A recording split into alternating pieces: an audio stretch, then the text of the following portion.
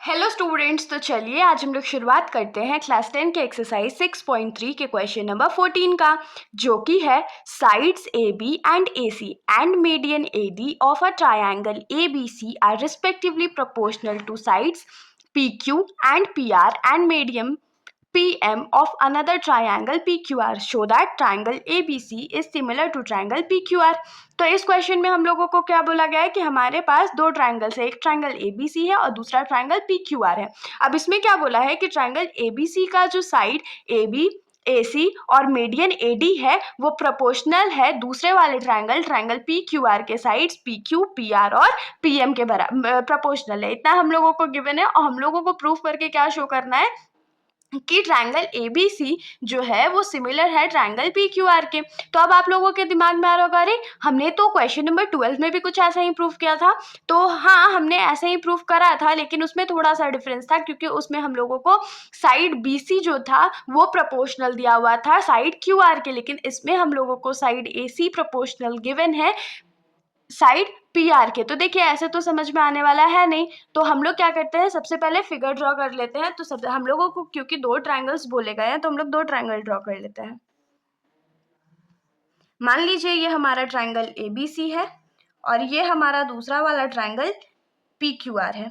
ABC PQR। अब इसमें क्या बोला था कि ABC का एक मीडियन है AD। मीडियन मतलब जो किसी एक साइड को 50-50 में डिवाइड करे, तो यहाँ अगर AD मीडियन है तो BD is equals to CD हो जाएगा। और PQR ट्राइंगल में PM जो था वो मीडियन था, तो इस ये दोनों इक्वल पार्ट्स में डिवाइड हो गया। होप से इतना आप लोगों को समझ में आया होगा। तो जो हम लोगों को गिवन है सबसे पहले हम लोग वो लिख लेते हैं। जैसे कि हम लोग लिखेंगे गिवन, हम लोगों को यहाँ पर गिवन क्या है कि AB बाई PQ जो है वो किसके बराबर है, तो AC बाई PR, और ये किसके बराबर है, तो AD बाई PM। इतना हम लोगों को गिवन है कि ये तीनों साइड जो है वो प्रोपोर्शनल है, मतलब ये साइड इसके प्रोपोर्शनल है, ये साइड इसके, और ये वाला साइड मीडियन जो है मीडियन के प्रोपोर्शनल है। ये हम लोगों को गिवन थिंग है, ठीक है। हम लोगों को अब आगे करना क्या है, तो हम लोगों को टू प्रूफ क्या है कि टू प्रूफ है हम लोग का कि ट्राइंगल ABC जो है वो सिमिलर है ट्राइंगल PQR का। ये हम लोगों को प्रूफ करना है। तो देखने में जितना ये क्वेश्चन सिंपल लग रहा है उतना सिंपल है नहीं, ये पिछले वाले क्वेश्चन से बहुत ज़्यादा डिफिकल्ट है। तो हम लोग इसको थोड़ा आराम आराम से करेंगे। तो देखिए इसमें हम लोगों को प्रूफ करने के लिए क्या चाहिए, ABC और PQR को सिमिलर प्रूफ करना है। तो ABC और PQR को हम लोग सिमिलर प्रूफ करेंगे कैसे, हम लोगों को क्या प्रोपोर्शनल गिवन है, ये इसके प्रोपोर्शनल, ये इसके प्रोपोर्शनल और ये इसके प्रोपोर्शनल। अगर हम लोगों को देते था कि साइड BC जो है वो QR के प्रोपोर्शनल है, तब हम लोग इसको आसानी से प्रूफ कर सकते थे, लेकिन ऐसा तो हम लोगों को गिवन नहीं है। तो हम लोग क्या करेंगे ना, हम लोग पूरा कोशिश करेंगे कि एंगल A जो है वो एंगल P के इक्वल आ जाए। तो इससे क्या हो जाएगा, अगर एंगल A जो है वो एंगल P के इक्वल आ जाएगा तो हम लोग बहुत आसानी से लिख पाएंगे कि SAS सिमिलैरिटी से हमारा जो ट्रायंगल ABC है वो ट्रायंगल PQR के सिमिलर है, ठीक है। तो अब इसके लिए हम लोग कंस्ट्रक्शन करेंगे। तो हम लोग क्या लिखेंगे, कंस्ट्रक्शन। हमारा कंस्ट्रक्शन इसमें क्या होने वाला है कि प्रोड्यूस, ये पहला कंस्ट्रक्शन है, दोनों ट्रायंगल्स में हम लोग अभी कंस्ट्रक्ट करेंगे। तो produce AD to E and join CE। देखिए सबसे पहले क्या बोला है कि हम लोग को AD को E तक प्रोड्यूस करना है और उसके बाद CE को ज्वाइन कर देना है, और पॉइंट E को ऐसे प्रोड्यूस करना है कि हमारा जो वैल्यू है मतलब AD जो है वो DE के बराबर हो जाए। तो हम लोग इसमें क्या लिखेंगे कि सच दैट AD जो है वो DE के बराबर हो जाए। ये हमारा पहला कंस्ट्रक्शन था। यहाँ पर आप शो कर सकते हैं कि ये दोनों आपस में इक्वल है।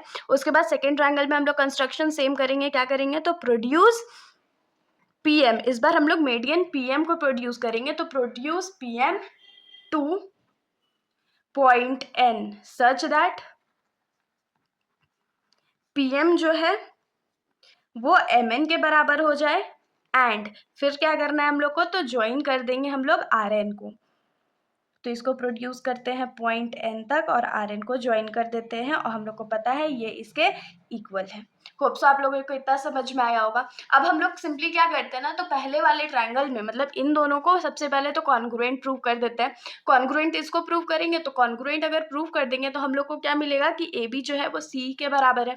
उसके बाद इस वाले ट्रायंगल में हम लोग इन दोनों ट्रायंगल्स को कॉन्ग्रुएंट प्रूव कर देंगे। कॉन्ग्रुएंट अगर प्रूव कर देंगे तो यहाँ पर पी क्यू जो है वो आर एन के बराबर मिल जाएगा। अब आप लोगों के दिमाग में आ रहा होगा, अरे दीदी हम लोग तो अभी सिमिलैरिटी का चैप्टर पढ़ रहे थे तो कॉन्ग्रुएंसी पे कहाँ से आ गए। लेकिन इसमें इस क्वेश्चन को सॉल्व करने के लिए हम लोग कॉन्ग्रुएंसी के कुछ कॉन्सेप्ट्स को जरूर यूज करेंगे। तो हम लोग क्या लिखने वाले हैं यहाँ पर कि proof in triangle ABD and triangle CDE, इन दोनों ट्रायंगल्स में सबसे पहले इन दोनों ट्रायंगल्स को अगर हम लोगों को कॉन्ग्रुएंट प्रूफ करना है तो हम लोग को क्या क्या चीज़ चाहिए, एटलीस्ट SAS प्रॉपर्टी तो होना चाहिए ना। तो देखिए एक एंगल ये साइड जो है इसके बराबर है, ठीक है, ये वाले साइड जो है इसके बराबर है और ये दोनों एंगल जो है वो वर्टिकली अपोजिट एंगल से इक्वल हो गया। तो SAS कॉन्ग्रुएंसी से हम लोग क्या लिख सकते हैं कि ये दोनों ट्रायंगल जो है वो आपस में इक्वल है। तो इसको हम लोग फटाक से लिख लेते हैं। तो क्या लिखेंगे कि BD जो है वो CD के बराबर है। तो क्यों बराबर है, तो हम लोग यहाँ पर लिखेंगे कि AD is a median. Median है इसीलिए बराबर है ना, मीडियन नहीं होता तो बराबर नहीं होता। फिर एंगल BDA जो है वो एंगल CDE के बराबर है। क्यों बराबर है, तो वर्टिकली अपोजिट एंगल से। और लास्ट हम लोग क्या लिखेंगे कि AD जो है वो DE के बराबर है। कैसे बराबर था, तो कंस्ट्रक्शन से बराबर था, तो from construction.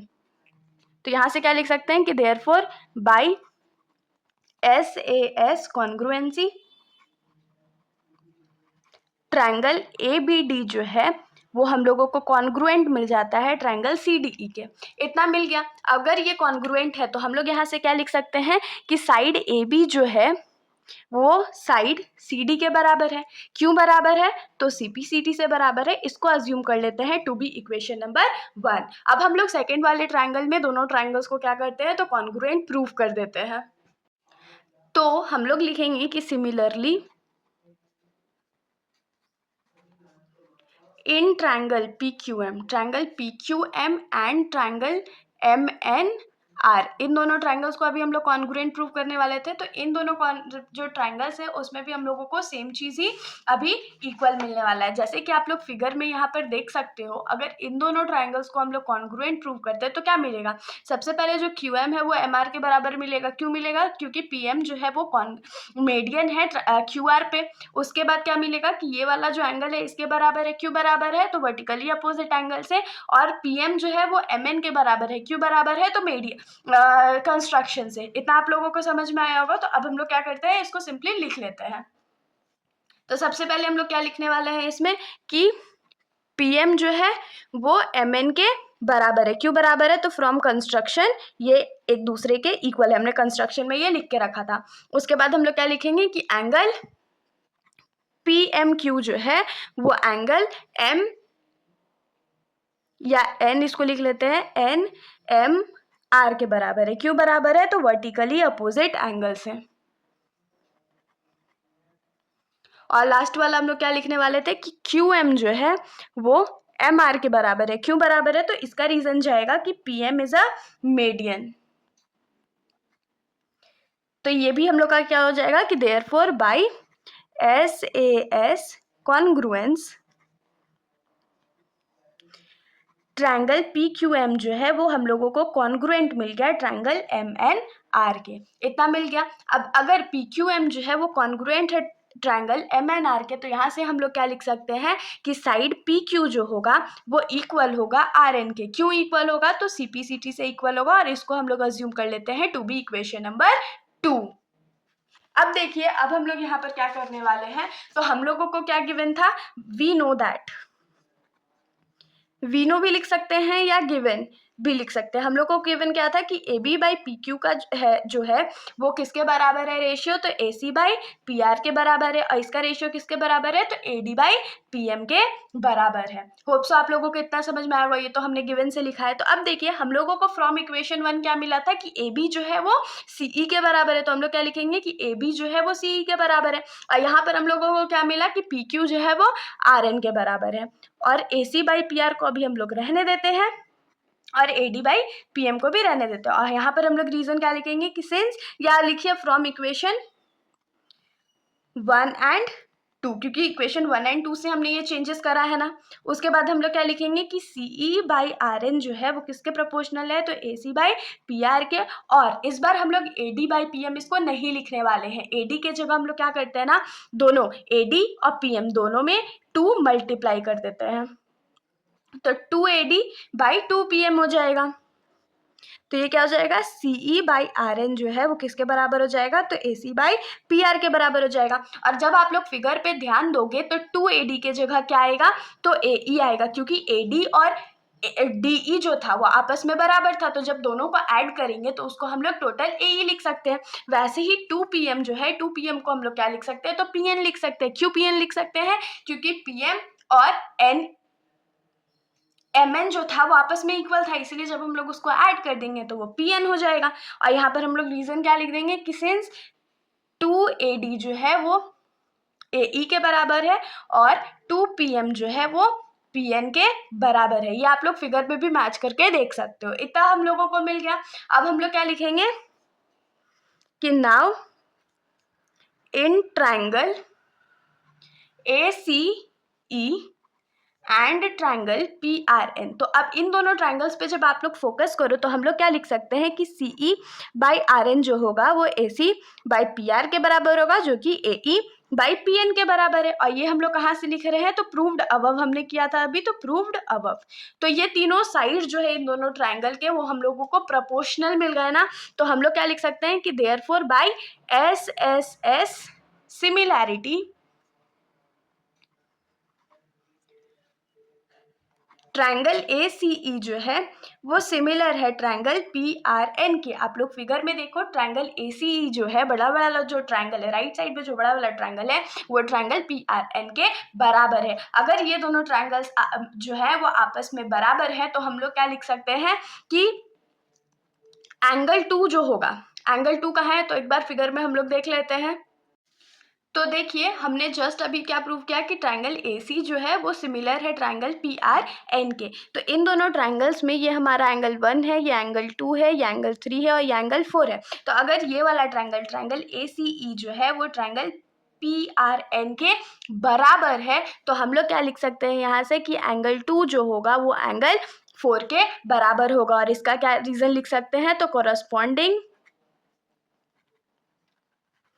Angles of similar triangles. Hope so इतना आप लोगों को समझ में आया। तो अब हम लोग इसमें क्या करेंगे ना, हम लोग इसमें आगे लिखने वाले हैं कि हम लोग सिमिलरली इसको क्या लिख सकते हैं कि सिमिलरली